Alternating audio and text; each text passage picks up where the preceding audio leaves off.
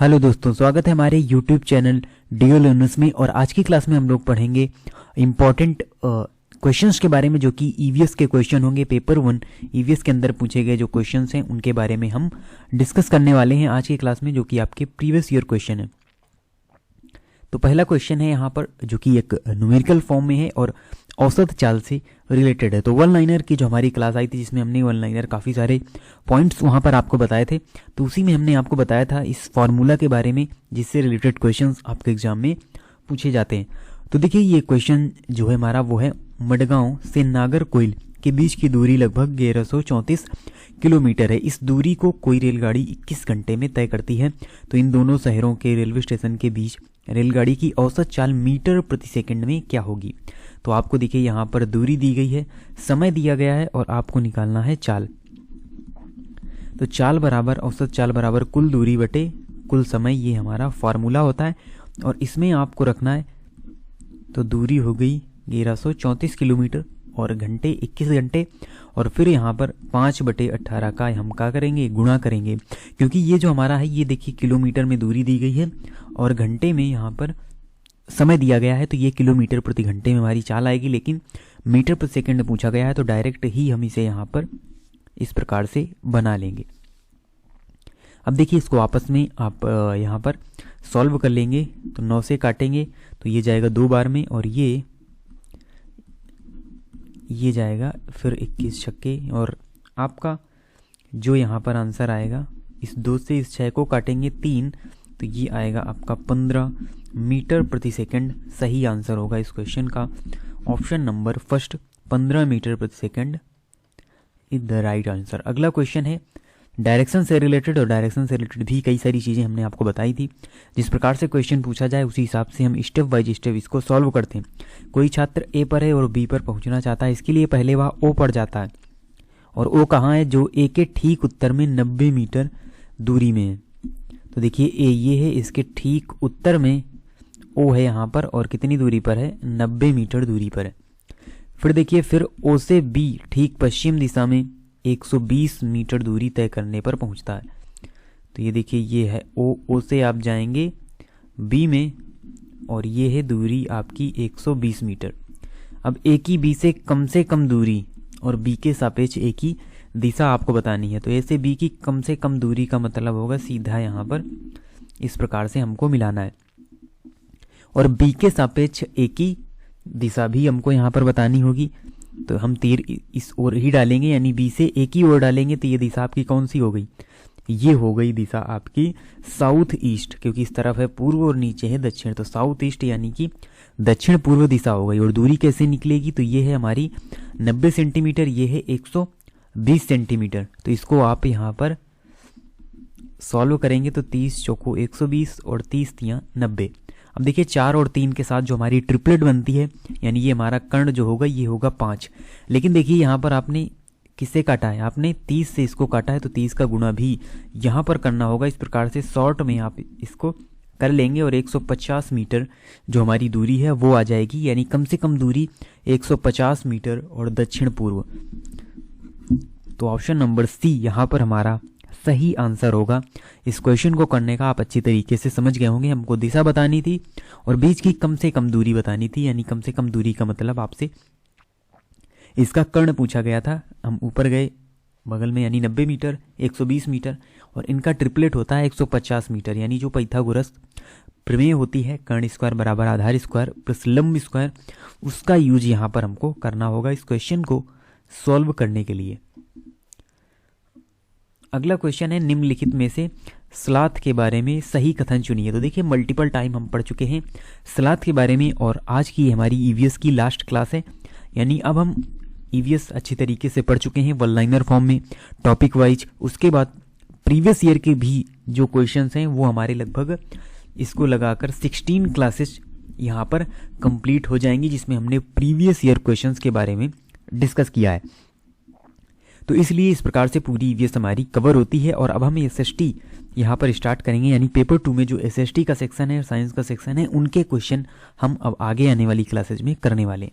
तो देखिए, स्लॉथ के बारे में क्या फैक्ट है कि जो स्लॉथ है ये यहाँ पर 40 वर्ष जीते हैं और दिन के लगभग 17 घंटे शाखाओं पर उल्टे सिर लटकाकर मस्ती करते हैं। और यही पॉइंट हमारा सही आंसर है, क्योंकि हमने आपको बताया था उनके जीवित रहने की जो अवधि है लगभग 40 वर्ष है और 17 घंटे दिन में सोते हैं, काफ़ी सुस्त सोते हैं, तो 17 घंटे यहाँ पर सही आंसर हो जाएगा। अगला क्वेश्चन है, सर्दियों में ऊनी वस्त्र हमें गर्म रखते हैं, ऊन के ऊष्मारोधी होने का क्या कारण है? तो आपको बताना है यहाँ पर कि जो ऊनी वस्त्र होते हैं हमको गर्म रखते हैं सर्दियों के मौसम में, जैसा कि इस समय मौसम चल रहा है, तो हम क्या पहनते हैं ऊनी वस्त्र पहनते हैं। और इनके ऊष्मारोधी होने का जो कारण है वो ये है कि जो ऊनी रेशे होते हैं उनके बीच में वायु फंसी होती है एवं वायु ऊष्मारोधी है, तो इसी वजह से हमको यहाँ पर वो जो कपड़े हैं, ऊनी वस्त्र हैं, वो क्या रखते हैं, वो यहाँ पर गर्म रखते हैं। अगला क्वेश्चन है, एक बार फिर से आपको सॉल्व करना है और यहाँ पर कहा गया है कक्षा 5 की पाठ्य पुस्तक में छपे गोलकंडा किले के मानचित्र में 1 सेंटीमीटर जमीन पर 110 मीटर की दूरी को दर्शाता है। यानी जहाँ पर हम मानचित्र में दर्शाते हैं तो 1 सेंटीमीटर हम यहाँ पर 110 मीटर दर्शाएंगे। इस मानचित्र में फतेह दरवाजे और बंजारा दरवाजे के बीच की दूरी 14.2 सेंटीमीटर है, तो दोनों दरवाजों के बीच कम से कम दूरी क्या होगी? अब आप ऑप्शन देखेंगे तो सभी ऑप्शन हमको किलोमीटर में दिए हुए हैं और पैमाना दिया हुआ है सेंटीमीटर और मीटर में।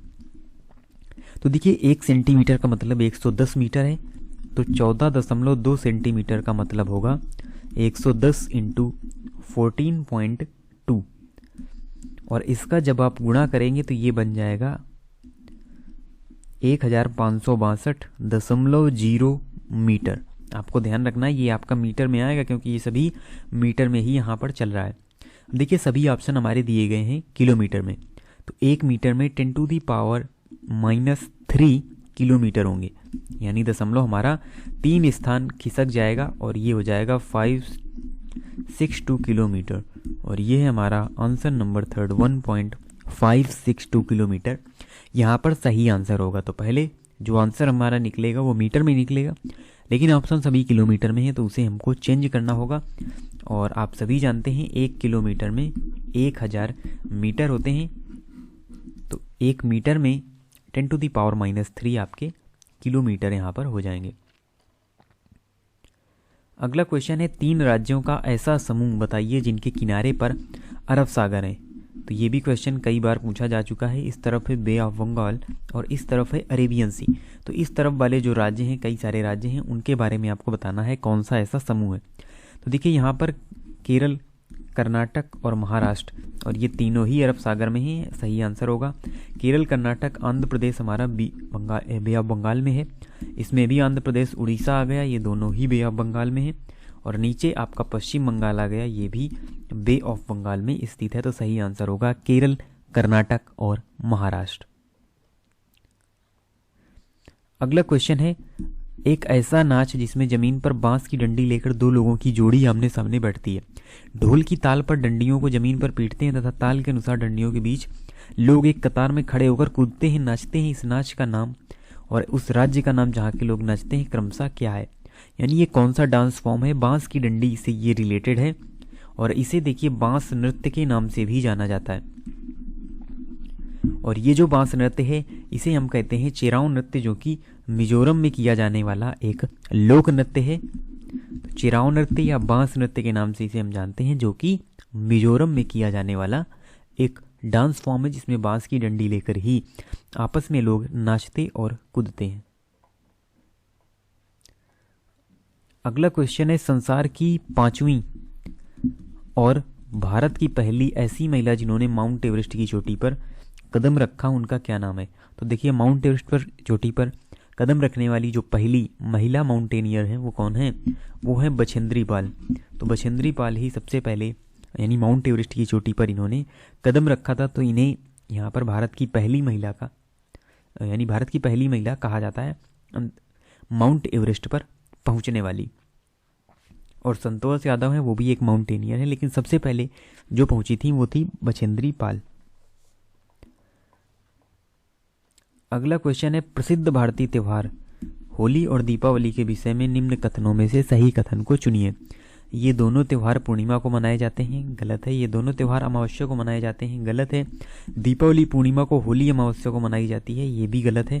सही आंसर होगा दीपावली अमावस्या को और होली पूर्णिमा को मनाई जाती है। तो आप देखते हैं फागुन मास की पूर्णिमा को होली मनाई जाती है और दीपावली मनाई जाती है अमावस्या को। अगला क्वेश्चन है यहाँ पर, रेगिस्तानी ओक के विषय में नीचे दिए गए कथनों पर विचार कीजिए, यानी कौन कौन से कथन इससे रिलेटेड सही हैं वो आपको बताना है रेगिस्तान ओक से रिलेटेड।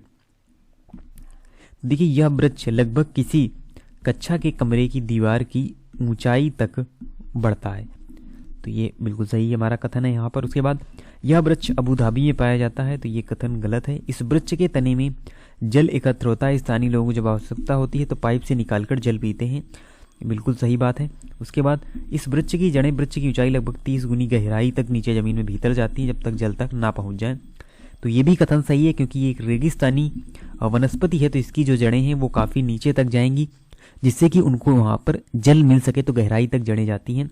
इस वृक्ष की बहुत सी शाखाएं होती हैं, घने पत्ते लगे होते हैं, बिल्कुल गलत जवाब है। रेगिस्तानी वनस्पति है, उसमें घने पत्ते आपको देखने को नहीं मिलेंगे। तो यहाँ पर जो सही आंसर होगा वो होगा ACD। तो ACD जो यहाँ पर कथन है वो पूरी तरीके से सही है रेगिस्तानी ओक से रिलेटेड। अगला क्वेश्चन है, कई बार रिपीट ये क्वेश्चन भी हो चुका है। हमारे देश में ऐसे गांव हैं जहाँ के ग्रामवासी अत्यधिक वर्षा होने के कारण अपने घरों को बांस के खंभों पर जमीन से 10 से 12 फीट ऊंचाई पर बनाते हैं। इन घरों को अंदर से लकड़ी का बनाया जाता है। ये गाँव कहाँ होने चाहिए? तो देखिए, ये जो घर हैं, ये गाँव हैं, ये आपको असम में देखने को मिलेंगे, क्योंकि असम में ही जो घर हैं वो बांस के खंभों पर बनाए जाते हैं, 10 से 12 फीट ऊंचाई पर बनाए जाते हैं और लकड़ी से ही ये घर बने होते हैं। मोलन गांव आपसे पूछा जाए असम का, या अदर कोई भी गांव पूछे जाए जहां पर ऊंचाई में घर बनाए जाते हैं, तो वो है असम। अगला क्वेश्चन है, नीचे दिए गए हमारे देश के किस राज्य के अधिकांश सामान्य लोगों को नारियल डरी हुई किसी भी करी के साथ उबला हुआ टैपियोका खाना सबसे अच्छा लगता है? तो देखिए, जो टैपियोका का संबंध है ये आपका कहाँ से है? ये आपका केरल से है, और कई बार हम आपको बता भी चुके हैं जब खान पान की बात आती है। तो यहाँ पर जो गोवा के लोग हैं, नारियल के तेल में पकी हुई मछलियाँ खाना पसंद करते हैं। जो गोवा के लोग हैं, कश्मीर के लोग खाते हैं सरसों के तेल में पकी हुई मछली, और केरल के लोग टैपियोका खाते हैं किसी भी करी के साथ। अगला क्वेश्चन है, बिहार राज्य के लोगों के लिए मधुमक्खी पालन की प्रक्रिया शुरू करने का सर्वोच्चतम समय कौन सा होता है? तो ये होता है अक्टूबर से दिसंबर। तो कई सारे देखिए क्वेश्चन है जो आपको यहाँ पर रिपीटेड देखने को मिलेंगे, क्योंकि बार बार वही क्वेश्चन पूछे गए हैं। सिलेबस काफ़ी जो लिमिटेड है EVS की अगर हम बात करें सीटेट पेपर 1 के अंदर, तो इसीलिए अब हम इन क्वेश्चंस को सॉल्व नहीं करेंगे। कई बार रिपीटेड क्वेश्चन भी हम यहाँ पर कर चुके हैं, इसलिए हम जो SST वाला सेक्शन है पेपर 2 में, उसको अब आगे आने वाली क्लासेज में कवर करने वाले हैं। अगला क्वेश्चन है, मानव पोषण के संदर्भ में स्वांगीकरण का क्या अर्थ है? यानी जो स्वांगीकरण है वो किसे कहते हैं मानव पोषण में अगर हम बात करें? तो देखिए, स्वांगीकरण होता है जो यहाँ पर पचा हुआ भोजन होता है उसका जब उपयोग, यानी पचा हुआ जो पदार्थ है शरीर में जटिल पदार्थों को बनाने में उपयोग होता है, तो इसको हम क्या कहते हैं? इस प्रक्रिया को हम स्वांगीकरण के नाम से जानते हैं। तो यही प्रक्रिया होती है स्वांगीकरण में। अगला यहाँ पर क्वेश्चन है, उस खेत की मृदा के विषय में विचार कीजिए जिसमें कोई किसान रासायनिक उर्वरकों कीटनाशियों का अधिकाधिक उपयोग करके अपने खेतों में बार बार धान की फसल उगा रहा है। आपके विचार से, इस व्यवहार से उसके खेतों की मृदा कैसी हो जाएगी? यानी कोई हमारा खेत है, उसमें किसान क्या है, बार बार आप उसमें जो रासायनिक उर्वरक हैं उनका यूज कर रहे हैं, और साथ ही साथ जो कीटनाशी हैं, यानी कि जो भी दवा डाली जाती है उन पेड़ों को बचाने के लिए, कीड़ों से बचाने के लिए पीड़कनाशी जो उपयोग किया जाता है वो भी आप अधिक उपयोग कर रहे हैं, और खेतों में बार बार धान की फसल उगा रहे हैं। यानी अब उसका जो चक्र है वो बदल नहीं रहे हैं, फसलों का जो चक्र है वो बदल नहीं रहे हैं, आप सिर्फ और सिर्फ एक ही फसल उगा रहे हैं। तो इसका जो परिणाम होगा वो ये होगा कि कुछ समय के पश्चात जो वो ज़मीन है वो क्या हो जाएगी? वो पूरी तरीके से बंजर हो जाएगी, यानी उसमें कुछ भी फिर से आप उगा नहीं पाएंगे अगर आप ज़्यादा उर्वरक का यूज करेंगे। और इसीलिए कहीं ना कहीं जैविक खाद को बढ़ावा दिया जाता है, क्योंकि अगर आप उन्हीं उर्वरकों का ज़्यादा से ज़्यादा उपयोग करेंगे तो ज़मीन पूरी तरीके से बंजर ही हो जाएगी। अगला क्वेश्चन है पर्यावरण अध्ययन में ग्रह अधिविन्यास का उद्देश्य क्या है। यानी जो एक ये कह लें टर्म है पर्यावरण अध्ययन में ग्रह अधिविन्यास का, इसका उद्देश्य क्या है। तो देखिए इसका जो उद्देश्य है वो हमको यहाँ पर देखने को मिलता है।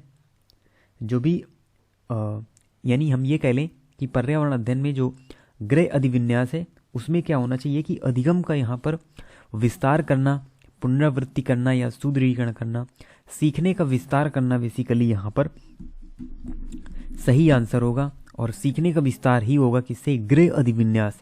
तो जो गृह अधिविन्यास है इसका मुख्य उद्देश्य है सीखने का विस्तार करना। अगला क्वेश्चन है शीला ने कक्षा 3 के विद्यार्थियों को पढ़ाने के लिए उप प्रकरण पशु लिया है, निम्न में से कौन से प्रकरण उनके अधिगम के विस्तार के लिए लाभदायी होंगे। यानी एक हमने क्या लिया, प्रकरण लिया कि कक्षा 3 के विद्यार्थियों को पशुओं के बारे में पढ़ाना है।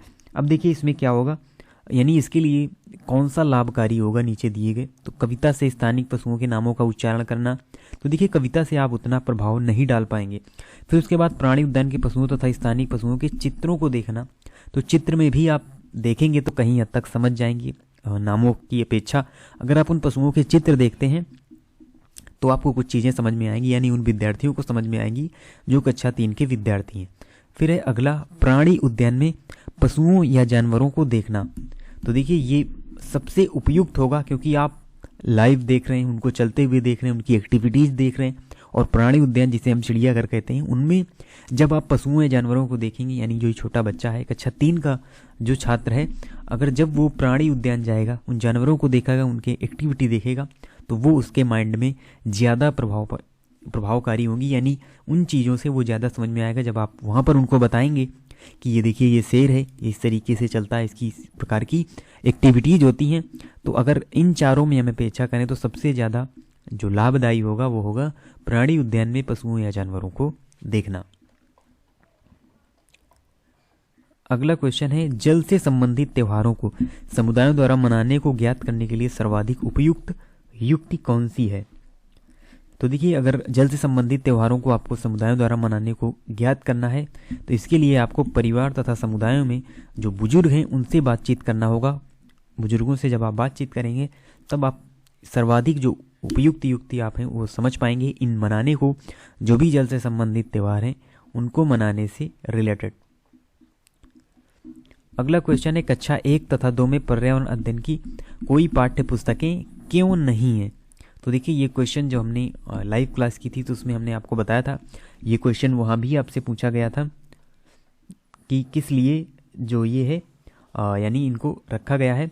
तो इससे अगर हम बात करें तो जो भी कक्षा 1 और 2 में ईवीएस की बुक आपको नहीं मिलेगी, बल्कि ये कक्षा 3 से स्टार्ट की जाती है। और इसका यहाँ पर सिर्फ और सिर्फ एक ही कारण है और वो है पर्यावरण अध्ययन से संबंधित यहाँ पर संकल्पनाएं और कौशल भाषा तथा गणित के द्वारा सिखाए जाते हैं। तो यहाँ पर 3rd नंबर जो ऑप्शन है वो यहाँ पर सही होगा। पर्यावरण अध्ययन से संबंधित जो भी संकल्पनाएं हैं या कौशल है भाषा और गणित के द्वारा ही सिखा दिए जाते हैं और ईवीएस को फिर 3rd क्लास से यहाँ पर यानी क्लास 3rd से ही यहाँ पर शामिल किया जाता है।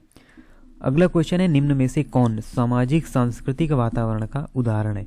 यानी सामाजिक भी हो साथ ही साथ सांस्कृतिक भी हो, ऐसा वातावरण का जो उदाहरण है वो हमको देखने को मिलेगा समुदाय में। तो समुदाय में यानी कहीं ना कहीं एक सामाजिक वातावरण हुआ और वहाँ पर सांस्कृतिक वातावरण भी हुआ। तो देखिए ये हमारे आज के इम्पोर्टेंट क्वेश्चन थे ईवीएस सेक्शन से रिलेटेड पेपर 1 के अंदर, और ये इसकी लास्ट क्लास है। कई सारी जो हमने टॉपिक वाइज क्लासेस की ईवीएस की पेपर 1 से रिलेटेड और साथ ही साथ प्रीवियस ईयर क्वेश्चन भी हमने किए।